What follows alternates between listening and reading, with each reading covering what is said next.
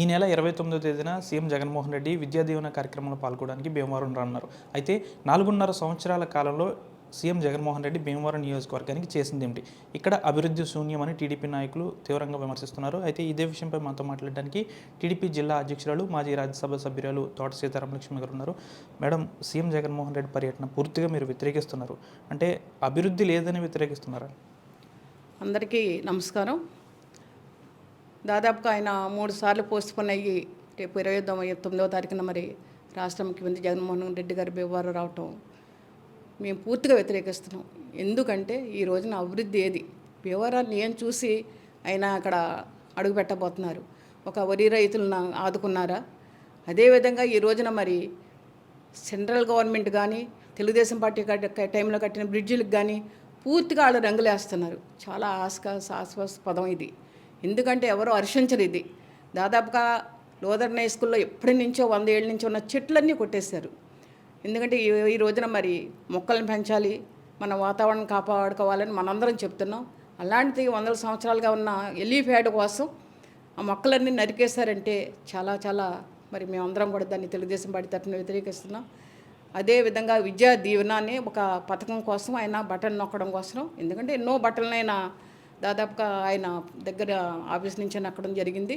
ఈ రోజుని విద్యా దీవెన అనే పథకం భీమవరం పట్టణంలో పెట్టడం కోసం ఆయన రావటం అనేది తెలుగుదేశం పార్టీ తరఫున మేము వ్యతిరేకిస్తున్నాం. ఎందుకంటే గత 3 సంవత్సరాలుగా లేనిది ఈ రోజునే, ఎందుకంటే దాదాపు ఇంకా 3 నెలల్లో ఎలక్షన్స్ ఉన్నాయి కాబట్టి ఆ పథకాన్ని ఆయన పెట్టడం కోసం, బటన్ నొక్కడం కోసం భీమవరం రావటం అనేది మరి తెలుగుదేశం పార్టీ తరఫున మేము అందరం కూడా వ్యతిరేకిస్తున్నాం.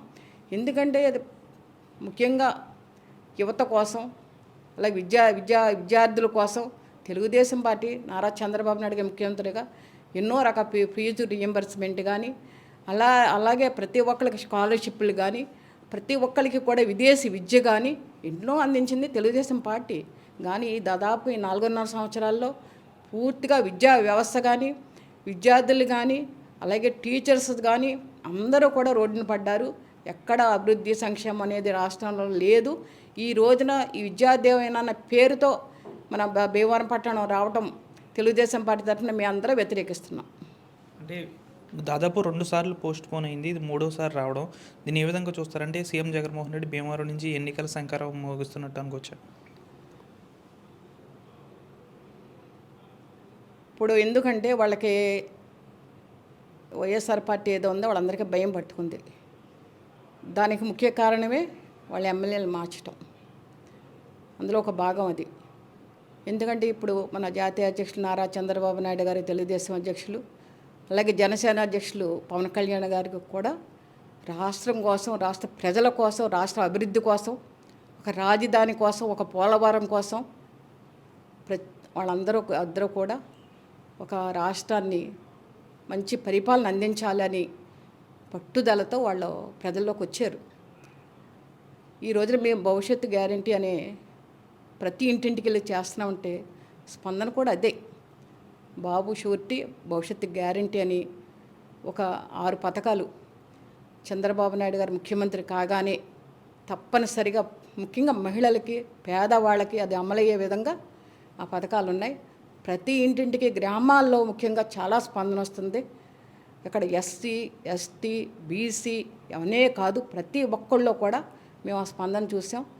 ముఖ్యమంత్రిగా చంద్రబాబు నాయుడు గారు రావాలి, మా అందరికీ న్యాయం జరగాలి, రాష్ట్రం బాగుండాలి అని కోరుకుంటున్నారు.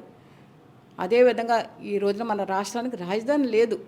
రాజధాని కావాలన్నా, మళ్ళీ పోలవరం రావాలన్నా, మళ్ళీ మన రాష్ట్రం అభివృద్ధి పదంలోకి వెళ్ళాలన్నా తప్పనిసరిగా తెలుగుదేశం పార్టీ, జనసేన పార్టీ కలిసి మంచి మెజార్టీతో ఇక్కడ రావటం జరుగుద్ది.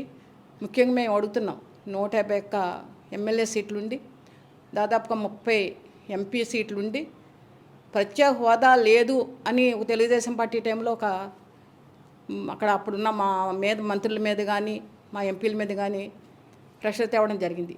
కానీ ఈ రోజున 4.5 దాదాపు 5 సంవత్సరాలు అయిపోతుంది. వాళ్ళు చేసింది ఏంటి? ప్రత్యేక హోదా వచ్చిందా? మన రాష్ట్రానికి ఏం తెచ్చారు సెంట్రల్ నుంచి అని మేము అడుగుతున్నాం. ఎన్ని కారణాల వల్ల కూడా ఈ రోజున ఎవరైతే ముఖ్యమంత్రి భీమవరం వస్తున్నారో దాన్ని మేము పూర్తిగా తెలుగుదేశం పార్టీ తరఫున వ్యతిరేకిస్తున్నాం, నిరసన కూడా తెలియజేస్తున్నాం. ఏదేమైనప్పటికీ కూడా సీఎం జగన్మోహన్ రెడ్డి అందలం ఎక్కి 4.5 సంవత్సరాలు అవుతున్నా కానీ భీమవరం నియోజకవర్గంలో ఒక్క రూపాయి కూడా అభివృద్ధి లేదు. సీఎం జగన్మోహన్ రెడ్డి భీమవరం ఏ మోహం పెట్టుకొని వస్తారని అయితే టీడీపీ నాయకులు ఆరోపిస్తున్నారు. అంతేకాకుండా టీడీపీ జనసేన ఆధ్వర్యంలో వచ్చే ఎన్నికల్లో ఎన్ని కుట్రలు పన్నాగాలు వైసీపీ పన్నినా కానీ రాష్ట్ర వ్యాప్తంగా కూడా రెండు పార్టీలకు సంబంధించి ఉమ్మడి ప్రభుత్వం అయితే వస్తుందని పశ్చిమ గోదావరి జిల్లా అధ్యక్షురాలు తోట సీతారామలక్ష్మి అయితే చెప్తున్నారు. వీడియో జర్నలిస్ట్ శేఖర్తో మనోజ్ RTV భీమవరం నుంచి. మరిన్ని వీడియోస్ కోసం ఛానల్ ని సబ్స్క్రైబ్ చేయండి. లేటెస్ట్ అప్డేట్స్ కోసం వాట్సాప్ ఛానల్ ని ఫాలో చేయండి. అండ్ లింక్ డిస్క్రిప్షన్ లో ఉంది.